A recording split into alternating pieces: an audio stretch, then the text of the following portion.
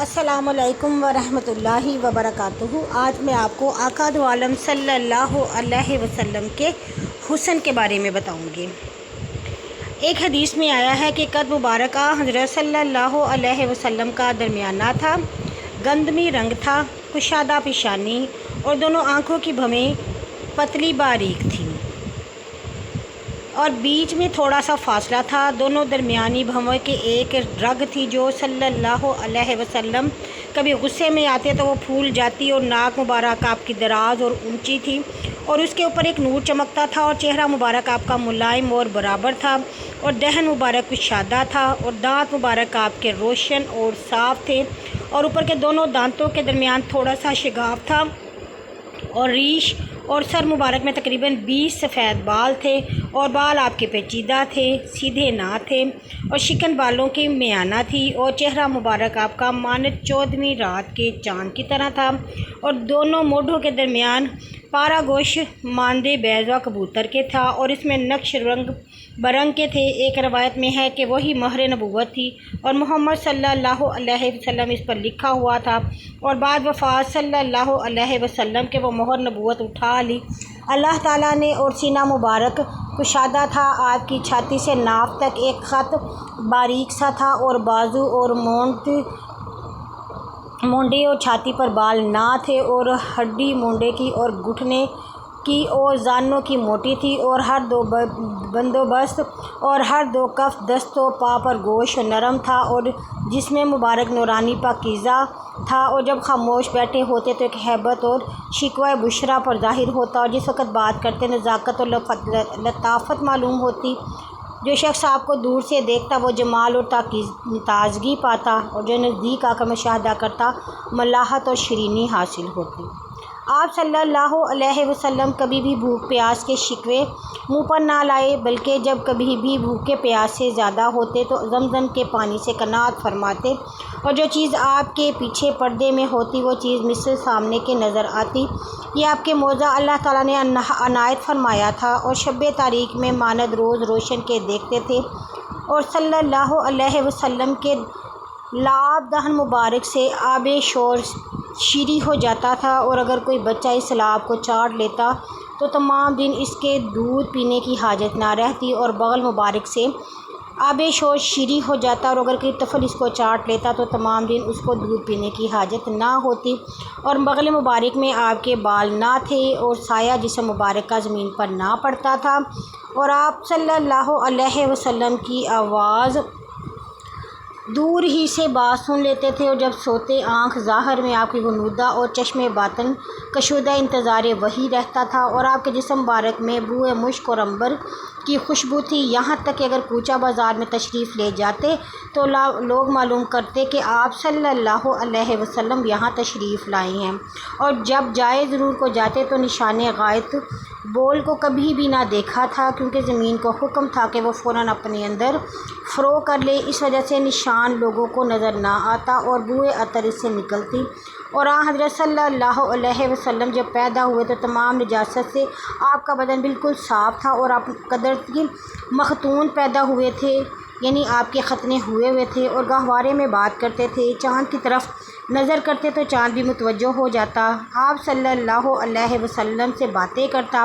اور ابر ہمیشہ سر مبارک پر چھتری کی طرح سایہ دار ہوتا، اور اگر کسی درخت کے قریب جاتے تو درخت خود جھک کر سلام کرتا، اور اپنا سایہ جہاں تک ممکن ہوتا صلی اللہ علیہ وسلم کے کپڑوں میں کبھی نہ جوئیں پڑی تھی، اور آپ کے جسم مبارک پر مکھی کبھی نہ بیٹھی تھی بے وجہ ادب و تعظیم کے، اور جب آپ دراز گوش گھوڑے یا اونٹ پر سوار ہوتے تو اس وقت بول براز نہ کرتا، اور اللہ تعالیٰ نے عالم ارواح میں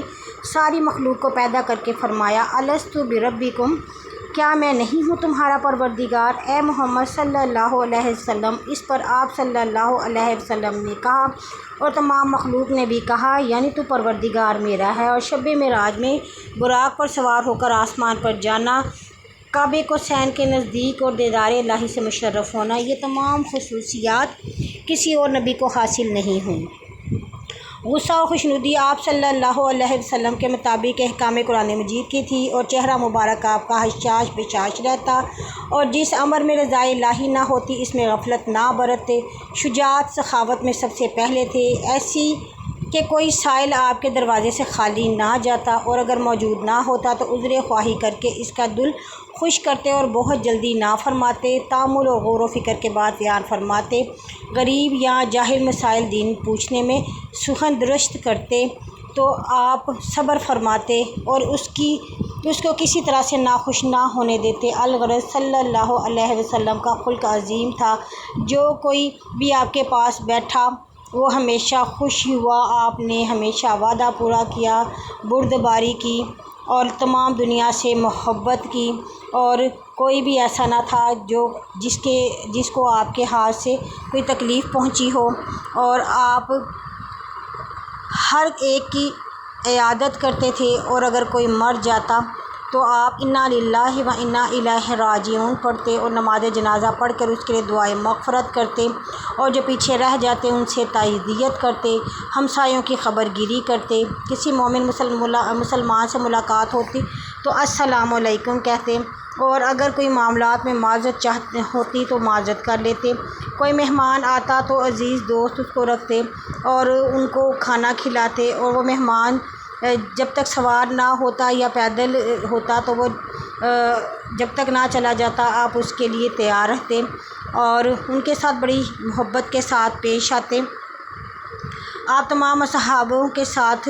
کاموں میں شریک ہوتے اور جس مجلس میں بھی بیٹھتے وہاں پر اللہ کا ذکر کرتے، لوگ آپ کی کبھی بھی برائی نہیں کر سکتے تھے، کیونکہ آپ نے کبھی کسی کو بے چشمی حقارت دیکھا ہی نہیں تھا،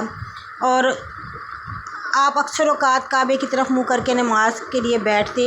اور خطبہ کم دیتے، اور آپ کے سینہ مبارک حالت نماز میں آواز مثل جوش دیکھ کے آواز آتی، کیونکہ آپ بہت زیادہ اللہ پاک سے دعائیں کر کے روتے اور اس قدر قیام کرتے کہ آپ کے پاؤں مبارک پھول جاتے، اور نماز عشاء کی اول شب پڑھتے، پھر سویا کرتے، اور پھر نصف شب کو اٹھ کر نماز تہجد پڑھتے، اور صبح کے وقت 2 رکعت نماز قرات کثرت سے ادا کرتے۔ فرمایا کہ باقی نماز فرض یا جماعت ادا کرو، اور ہر مہینے میں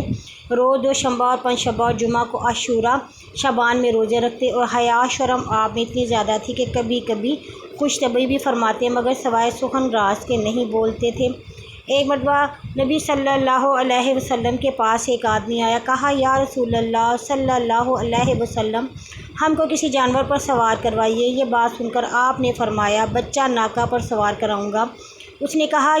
یا حضرت ناکہ کا بچہ ہی کیوں ہمیں سواری کے لیے دے رہے ہیں، شتر بھی دیں۔ آپ صلی اللہ علیہ وسلم نے فرمایا کہ ہر اونٹ اپنی ماں کا بچہ ہی ہوتا ہے۔ اس نے کہا ایک دن ایک عورت نے نبی صلی اللہ علیہ وسلم سے کہا کہ میرا شوہر بیمار ہے اور وہ آپ کو دیکھنا چاہتا ہے۔ آپ نے فرمایا تیرا شوہر ہے، اس کی آنکھ میں سفیدی ہے، اور سفیدی سے حضرت کو کنارہ چشم مراد تھی۔ اس عورت نے جانا کہ سفیدی روشنی چشم کو دور کرتی ہے، وہی ہوگی، پھر اپنے گھر میں اپنے شوہر سے جا کر یہ بات کی۔ آپ صلی اللہ علیہ وسلم نے بیان کی ہے۔ یہ بات سن کر سفیدی تو سارے جہان کی آنکھ میں ہے، اور ایک دن ایک بڑھیا نے نبی صلی اللہ علیہ وسلم سے عرض کی اے حضرت میرے حق میں دعائے خیر فرمائیں کہ اللہ تعالیٰ مجھ کو بہشت نصیب فرمائے۔ آپ نے فرمایا بڑھیا عورتیں بہشت میں نہیں جائیں گی۔ بس یہ بات سن کر حضرت کو بہت ہی آبیدہ ہو گئیں اور چلی گئیں۔ پھر حضرت صلی اللہ علیہ وسلم نے حاضرین مجلس میں فرمایا کہ اس بڑھیا سے کہو کہ کوئی شخص حالت بڑھاپے میں بہشت میں نہیں جائے گا بلکہ سب جوان ہو کر بہشت میں جائیں گے۔ آپ صلی اللہ علیہ وسلم اکثر اوقات پیراہن سبز پہنتے تھے اور جمعہ کے دن چادر سرخ، اور نماز میں ہر روز دستار پہنتے، اور عیدین میں چوہا ہاتھ کی دستار اپنے سر مبارک پر رکھتے اور 1 رکعت نماز بادستار ادا کرتے، اور کرنے کی بہت فضیلت ہے، یعنی 17 رکعت پڑھنے کے برابر ہے۔ آپ صلی اللہ علیہ وسلم چادر سے بھی نماز پڑھتے، کسی وقت میں آپ ایک کپڑے سے بھی نماز ادا کی، اور ہر شب سرما دانی آنکھ میں 3 بار دائیں اور بائیں لگاتے، اور کبھی حالت روزے میں بھی آنکھوں میں سرما لگایا تیل بھی سر پر ڈالا، داڑھی وغیرہ پسے، کنگھی ٹھیک کی، ریاض سے لگاتے، بدبو سے سخت نفرت تھی اور بہت ناخوش ہوتے تھے، اور اکثر اوقات نالین و موزے پہنتے تھے، اور پہلے جو کام بھی کرتے داہنی طرف سے شروع کرتے، حتیٰ کہ وضو، مسواک، دخول مسجد، نالین پہننا، بسم اللہ پڑھ کر داہنی طرف سے شروع کرتے۔ انگوٹھی چاندی کی کبھی داہنے ہاتھ اور کبھی بائیں ہاتھ میں چھوٹی انگلی میں پہنتے، اور انگوٹھی کے نگینے پر اللہ محمد رسول یہ 3 لفظ لکھے ہوئے تھے، اور جہاد میں اکثر اوقات زرہ پہنتے اور شمشیر اپنے جسم سے لٹکا لیتے، اور بچھونا آپ کا کھجور کے پتے اور چمڑے کا تھا، اور کھانے میں کچھ تکلف نہ فرماتے، اور شدت بھوک میں اپنے پیٹ سے پتھر باندھتے، حالانکہ زمین کے خزانے کی چابیاں اللہ نے آپ کو دی ہوئی تھی، لیکن آپ نے اس کو قبول نہ کیا اور آخرت اختیار کی، اور اگر اتفاقاً دینار یا درہم بے سبب آنے کے کسی سائل کے گھر میں رہ جاتا تو اس کو شب گھر میں تشریف نہ لاتے، اور روٹی مرغ کے گوشت کے ساتھ یا پھر سرکے کے ساتھ اکثر تناول فرماتے، اور اس کو بہت دوست رکھتے، اور بکری کا گوشت خپرے کے ساتھ اور کھجور کے ساتھ کھاتے، اور کبھی صرف خرما ہی تناول فرماتے۔ آپ کو شہد اور شیرینی سے بہت شوق تھا۔